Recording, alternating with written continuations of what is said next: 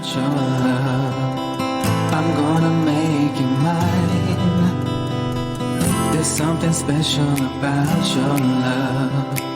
I think it's one of a kind. Alright, so I'm on the way home now.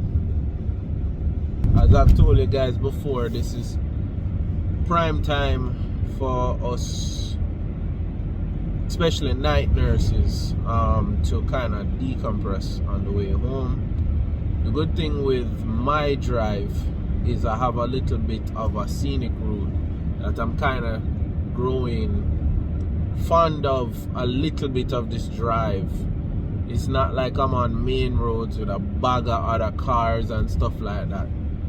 For right now, living in the present, enjoying what I have. It's funny because both me and Lisa used to hate this road. And now I think it's generally the time that I find myself on the road, which is not at night time. Old Tampa Highway is just now a place to get my mind right and get my thoughts together. So I'm working now as an LPN. Two things happened last night, and it was nothing to do with the job itself, but just two things happened last night. So one was, well, let's start from the beginning, right? So I have a close friend of mine who had some disappointment at a job. He had been working towards a position at his company, and long story short, they kind of did the okie doke, position no longer there. After he's been working his tail off to try and get it. So he was, expressing to us, very healthy by the way, in a very healthy manner. He was talking to us in our group chat, the rest of the boys and things. And I was very proud of him because I feel like we grew up where our parents wouldn't have done that and didn't teach us to rely on our friend circle in that manner. So very proud of him as a man to be able to say, like, it messed with his meds, and he had to really deal with his emotions about it and so forth. And obviously I reflected on it for him, thinking about it for one of my good friends like that. He's like family. And then second of all, I thought about it personally, and the only thing I kept looking at it, and maybe I just have a warped perception, was I was looking at it and saying to myself, my major issue is you can't show any loyalty to these companies nowadays. Our generation and younger, unless something changes, the whole showing loyalty to a company, it's just gone. It's just dead now. It's not dying, it's dead. They've taken away pretty much everything that would make you want to be loyal to a company. There's no more pension, there's no more retirement to that effect. You can be told one thing and they dangle a carrot with one manager, and then that manager is gone before you know it overnight, and then they're looking at you like, what promise? What are you talking about?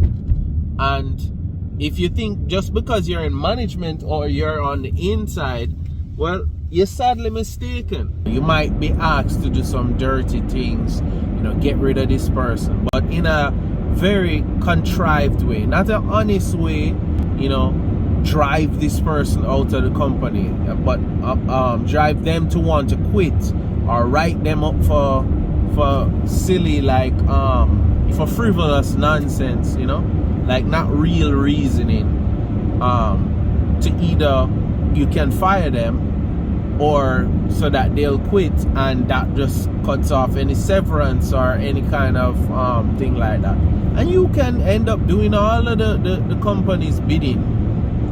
And what do you get for it? Nothing. Because when they turn around and it's ready now to cut management, middle management or something, they'll cut you. You can't show loyalty to something that you're a number. My wife sent me a video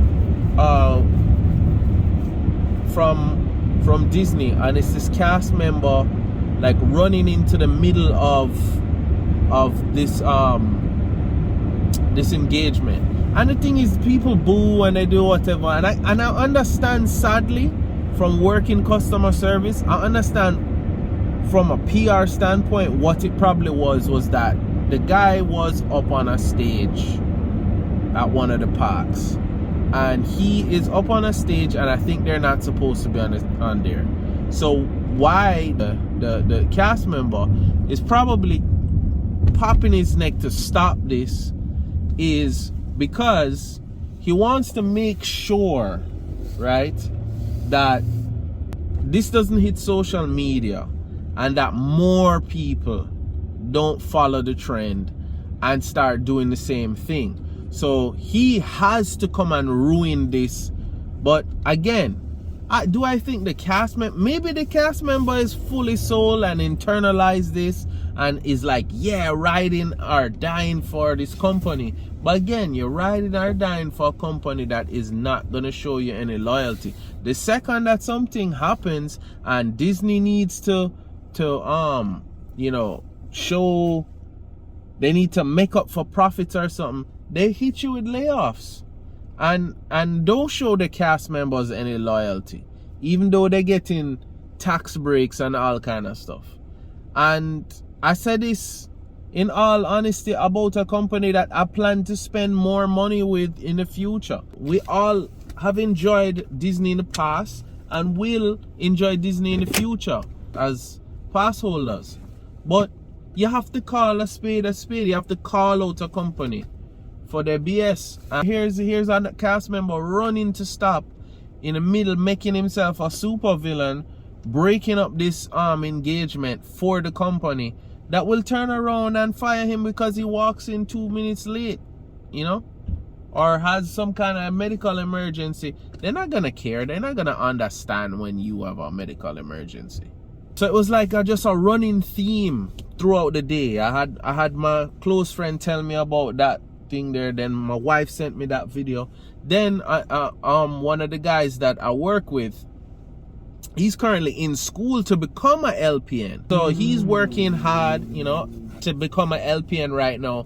And it was discouraging because what happened tonight was the director of the ED was working with us as a charge nurse. And then like his boss was working also in the ED in a place they call triage. I'm not gonna get into too much nursing intricacy. I don't want to lose people who are not nurses. Just know some bigwigs were working along with us. For whatever reason, the guy that's in LPN school says to the like boss's boss, says something about, you know, like, you know, wanting to be hired as an LPN in the emergency department. Imagine now, he already works in the emergency department and he's going to school with the idea of becoming a nurse, becoming an LPN to come work where he already works. And it was like, we in the middle of a nursing shortage. They can't keep nurses anywhere. This is not particularly about my hospital, and this is probably not a really exclusive. There is a dude walking in with a pink heart robe into 7-Eleven right now. Got distracted by the robe, I'm sorry. This dude is like walking around in, all right, anyway, enough with the robe. So yeah, so he mentions it to her, and in her delusion, I don't know where in the multiverse she's from, but she's like, yeah, I don't think we'll be hiring any more LPNs. I'm kind of like, not only like crashing this guy's dream unnecessarily, because you can tell this is something, again, that someone working hard towards something and the rug just being pulled out from underneath them. And I was like, first of all, I'm like, what part of the multiverse is she from? Maybe she's from a universe where COVID never hit and none of this whole thing happened. But yeah, we are definitely, I can't swear from my hospital that they're gonna hire LPNs, but I just thought it was even if it was true, right? Because she is the overseeing boss of that. Like, why did you need to feel the need to tell him that? And then I guess she kind of caught herself halfway through like crushing the man's dreams to go like, well, you never know, I don't know, that might change, you know? And I just thought like, why did you have to say that to him? You didn't need to say that. And like, you know, he ended up saying something to me because I'm a LPN. And then I realized what normally happens with me looking at the RNs is when I see RNs complaining, it kind of gets like debilitating because it's something that you are working towards, and here's somebody complaining. So like the grass is greener area, the, you know, the finish line you're working towards, here's somebody complaining like this ain't it, but even before you get there. So I didn't want to do that to him, and I tried to be positive about it, but you could tell it just rocked him like pretty much the rest of the shift. And the only thing I can draw from it is just like, pursue your dreams, because like nobody deserves more input from you than you, and you would have to betray you. A company, especially in this day and age, will definitely betray you. You are a number. You're not even a name. You're not even a name on something. You are a number. Before you, if you get hurt, die, or something happen, before they put you in the ground, they will have your job up on a board somewhere. And that sounds morbid and it sounds bad and whatever, but use that. Use that. That's the only thing I can say. I go to work and I hear people complaining about it, but the thing is, nowhere in my mind is any of this like permanent. I'm not watching this go down, quote unquote, if anything bad happens at work, and thinking like, this is my forever, like what am I gonna do? This can all end tomorrow and I will find another job. It is what it is. This is all just resume padding to find the next job. And now work has now become, in my opinion, work has now become like cell phone companies. And follow me with the analogy. I know I'm tired as hell and you might be like, what the hell is he talking about? But cell phone companies don't reward you for being loyal to them. They reward you for leaving them and going to another company. When you go to another company, that's when you get the free this and the that, and they give you this for switching and the that and the blah blah blah blah blah. And that's how businesses are now. You go there, you go work your 6 to 12 months somewhere, pad your resume so you can have the experience, so they cannot beat you over the head with you don't have any experience, and you leave and you go somewhere else. And yeah, on the interview you make it seem like you want to be there forever and ever, but you do the same thing again. I'm not unhappy at my job. I'm not. I'm happy at my job.